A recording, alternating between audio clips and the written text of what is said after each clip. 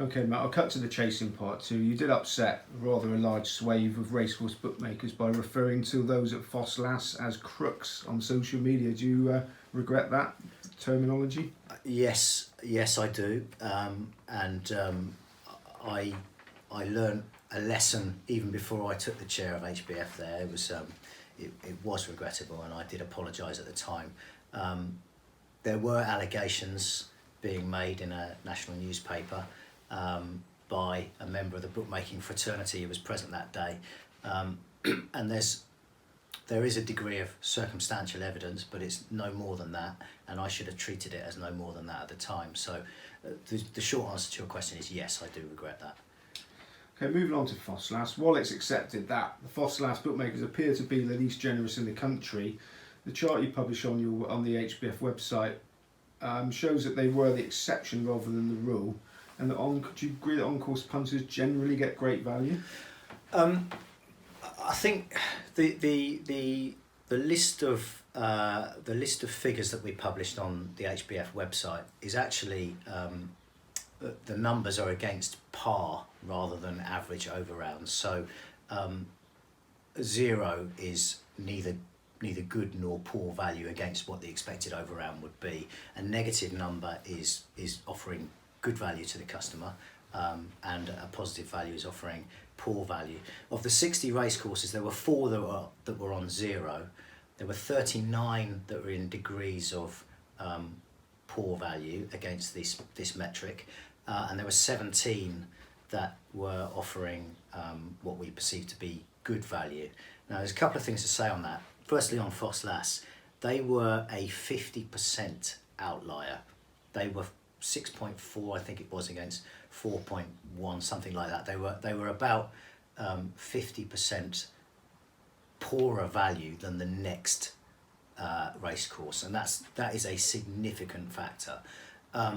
We plan to review these numbers at the end of another year, and I really hope that as a result of activity that I know happened on the course, I hope that there'll be a better news story there. The other thing to say, which is important, and I don't feel that HBF teased it out enough at the time, was that there are some tracks that offer tremendous value. Catterick, Thirsk, and especially Nottingham have consistently offered a really good deal to punters on course, and I think we should have been much more even-handed in our in praising them at the same time as recognising that there were opportunities for bookmakers to offer better value at some of the other courses. Okay, thanks. So I think some bookmakers got the impression, racehorse bookmakers got the impression that you're an anti-racehorse bookmaker from mainly from that and other things mentioned on social media. So do you think that racehorse bookmakers are an important part of the UK's heritage, and that is important they survive? Yes. Yes. Right. First thing, I am not personally anti on-course bookmakers. HBF is not anti on-course bookmakers. I personally enjoy betting on course. I was at Perth last week and had a very good experience betting on course. I know I'm taking less than I could take by betting, on my phone or whatever. But when I'm at the racetrack, I like to have a bet with the layers there. The thing that sets the layers on course apart from a remote bookmaker, Bet365 or whoever, is customer service, I think, and the fact that you have a human interaction.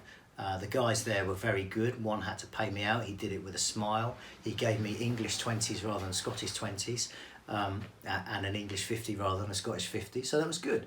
It was a good experience. In terms of should they remain on the racecourse, I hope they do. Personally, I really hope they do. But I don't think any business has a right to exist. I think businesses, and I use my own as an example here, constantly have to reinvigorate themselves. They have to be aware of what's happening in the wider world, and they have to stay relevant. On-course bookmakers are no different in that regard. So I get that that some of the rails guys feel that we were having a pop, and I certainly personally didn't help that situation by putting my foot in my mouth early doors. I really hope that they, rather than focusing on the work that we've done, they focus on their own businesses and think about, you know, how they can stay relevant and engaged. And I do think that the service, the customer service that they provide on track, is a real USP for them. And I personally enjoy that interaction when I'm on the course, win or lose. Just going back to the chart a minute, the comparing the par for value, etc. Is it fair to compare on-course bookies who are just there to take bets on 6, 7 or 8 races on the day with no other source of income apart from the bets they can fill? Is it fair really to compare the margins they bet to those that you'd expect to get off course? Well, I think it is, and the reason I think it is because that both an off-course, both a digital bookmaker and a rails bookmaker is a service provider. The customer is king in both cases, and as I've said, you know, it's obviously difficult for the rails guys to compete with some of these large corporations with all of the, you know, their ability to loss lead and provide concession and so on. In the same way that the high street has to reinvent itself, and a little business like mine went up against the Racing Post and Timeform and whoever has to find a way to provide a service which is valuable and slightly different, so the on-course guys have to do that. So ultimately it doesn't matter whether I think it's fair to compare. I think it's more important about whether your average punter, when they make that comparison, they feel they have a reason to bet with a bookmaker on course rather than off course. Okay, in this question I'm talking about busy days, bank holidays, evening races. Do you accept that racecourse bookmakers are like any other business and respond to market forces with their prices? Yes and no. I think the thing with an on-course bookmaker, well, the thing with any bookmaker is that they are not offering a finite product, right? They're not selling something that can sell out. So if you're selling seats on an aeroplane, there are 150 seats, let's say, okay? When you've sold 120, you might put the price up for the last 30 because you've got a very finite, clear, defined volume of units to sell. Bookmakers are not in that situation, so I think I know what you're referring to here, and I'm not going to allude to it directly, but I think creating false scarcity, and particularly when there's allegedly been some discussion about how that might happen, is a practice that shouldn't be condoned, and I certainly don't condone it. And there's a feeling from some bookmakers that have mentioned to me that maybe the HBF should be educating the punters to tell them to look for value rather than telling the on-course bookmakers how to run their businesses.